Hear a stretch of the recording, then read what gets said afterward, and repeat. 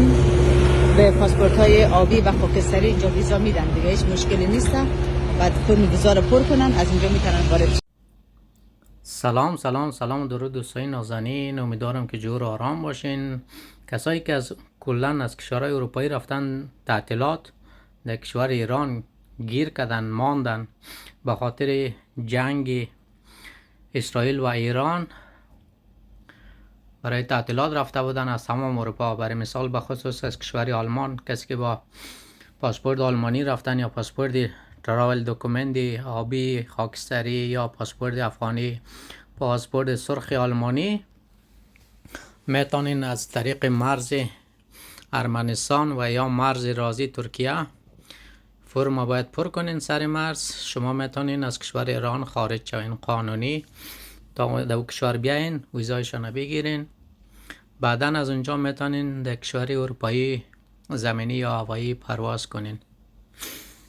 فرق نمیکنه شما از کدام کشور، از سویدن رفتین، از فنلند رفتین، از بلژیک رفتین، از فرانسه رفتین، از هلند رفتین، از اتریش رفتین، از ایتالیا رفتین، از هر کشوری که رفتین، از سوئیس رفتین، از کشورهای اروپایی، از کشور اتحادیه اروپایی که رفتین شما تعطیلات در تابستان میخواستین تعطیلاتتون خوش بگذرانین که متاسفانه در ایران نارامی شد و ناامنی شد، اتفاقی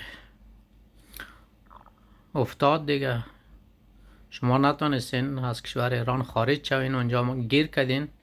حتما از راه ارمنستان، یا که بهترین راهش از راه ارمنستان است، یکم بهتر، از زیاد شلوغ و بربار نیست. راه ترکیه خیلی واقعا شلوغ و پشت مرز، به خصوص همه ایرانیایی که میخواین خارج شون اما پولدارایشان، مرز ترکیه واقعا افتضاحه و شما میتون راحت از مرز ارمنستان سر مرز که آمدین فرم خانه پوری میکنین، بر شما ویزا صادر میشه.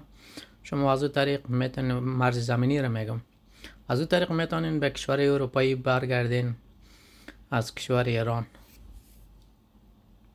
چینل یوتیوب ما را لایک کنین، سابسکرایب کنین، با دوستان خود به اشتراک بگذارین. هر اطلاع ثانیوی که ما دریافت کردیم برای شما خواهم گزارش داد.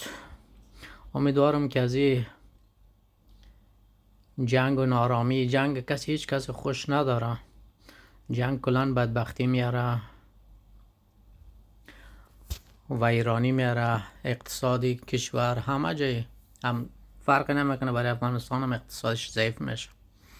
جنگ است. در جنگ الوا و کلچه پخش نمیکنه، همه آواره میشن، بیچاره میشن. جنگ اصلا خوب نیست. من شخصا خودم طرفدار جنگ نیستم، فرق نمیکنه در کشوری که باشه. جنگ اصلا کار خوبی نیست. انشالله که جنگ تمام شوه، در هیچ کشور جنگ نباشه، آرامی باشه، مردم به صلح، صفا و صمیمیت زندگی کنه، از زندگی خودان لذت ببره. شما دوستای عزیزم که گیر کردین بند ماندین در کشور ایران، فقط بهترین راهش اینمی است که شما از مرز زمینی ارمنستان از ایران بتونین داخل مرز ارمنستان شوین، از اونجا فرمش بگیرین، ویزا را دریافت کنین تا بتونین به کشورهای اروپایی راحت برگردین. همیشه اینمیتون مثل از گل شکوفه بزنین، سبز باشین و در جای رفتین دست فقیر بگیرین.